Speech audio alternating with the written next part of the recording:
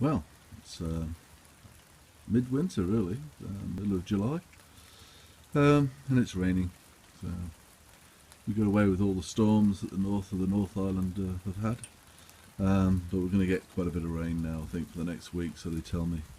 So I've got other work to do, so we'll get on with that. There's cuttings to be taken and repotting of the onions and some other stuff, so we'll get on with that. In the meanwhile, time for a cup of tea.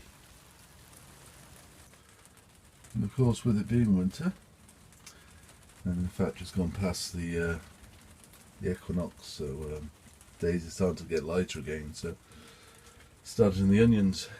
These are my big onions, which I'm going to have a play with this year. Not going to do any of the fancy lighting or anything, but just give it a go and see what happens. So they're in the greenhouse.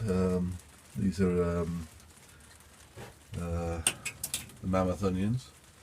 I actually bought some from England, some onion seed, but they really didn't come up well. But I'm going to have to go transplanting some of those as well now. I'll mark them just to see how they get on, but not too sure why. Might have been a bit cool, but it's taken forever for them to hatch out. Whereas these ones seem to sort of Elsa Craig type onions, they seem to come up quite happily. Seem to be growing quite well, except for those two over in the corner for some reason. But we'll weed them out slowly, sort of just take the biggest and continually sort of weed them down till I've got the number that I want. It's raining, so that's fun. This is my greenhouse. I can't sort of scroll out anything. A lot of stuff being overwintered. Swan plants for the. I've just seen a snail. Look at that. You little devils. I'm plagued with snails and slugs this year, with it being a very mild winter. So they're even getting into the greenhouse, so I'll harvest him, little devil. So yeah, so just having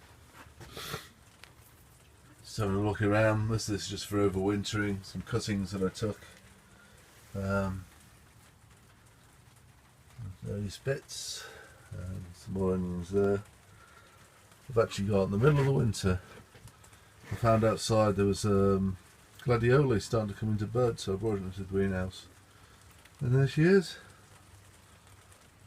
So it's the first time. What else we got?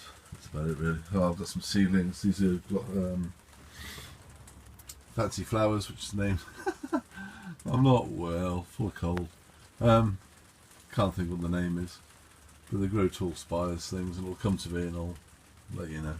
It'll be 4 o'clock in the morning probably before I realise what it is. Tried to overwinter some of the some capsicums, but they haven't taken. They're not happy, so they're out. And then I just grow a few Chinese cabbages and stuff in here, so pak choys and stuff like that, just to speed the process up, so we have a bit to eat. But we've harvested most of those now, so they need doing. So yeah, so that's pretty much the greenhouse for now. There we go. So I actually came across people selling, or a garden centre selling English snowdrops.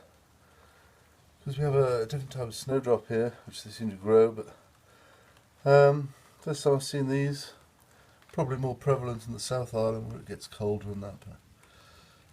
But anyway, there's maybe 2, maybe 3 bulbs in there. Cost me $10, but I'll just keep it for sentimental reasons and keep it in a pot and remind me of England. My parents' house had great swathes of snowdrops throughout their garden and in the woods surrounding them, so it's just one of those remembering things. Yeah. And this is how I do my cuttings. So on the right I've got some rock roses, cisterces, something like that. But what I do is have a plastic container. It's got some holes at the bottom filled with sand. I use another plastic container and again with some holes. Put on top, it creates a little sort of mini greenhouse, and then you just have to be patient and they start to grow. Doing it that way they don't dry out quite so much. These have just started to. I've probably only watered them twice during this period, but definitely growing, so I'm going to pot these on. And on that one, there's some native New Zealand native broom, which I'm growing. Comichelio dorata, if anybody's interested, but it's a scented one. Some quite pleasing flowers. It gets huge. So when I was doing the garden, I've had to sacrifice it, but I thought I'd go with some of the cuttings, and we'll plant it in a more realistic spot. I just didn't realise how big they were going to get. But yeah, they don't prune that well, I have to say. So if you prune them, they sort of tend to look a bit yucky. And you better probably just pruning it at early age and then just letting it go for it. But a nice sort of purplish white flower, and yeah, Comichelio odorata. As you can see, I've just taken the rock roses out. They are an easy one to take cuttings of, but as you can see, I think I lost one out of the whole container. Plenty of good roots and a bit of growth on there, so they're going to make quite nice plants. And they'll be flowering sort of late our summer. But yeah, sort of quite good stocky roots on them, so we're away. I'll just get them planted up now. And again, just to show what the cuttings are like, so they've all sort of rooted really well again. In fact, probably left them a little too late. I'll just show you, see that one? Look at the length of that root.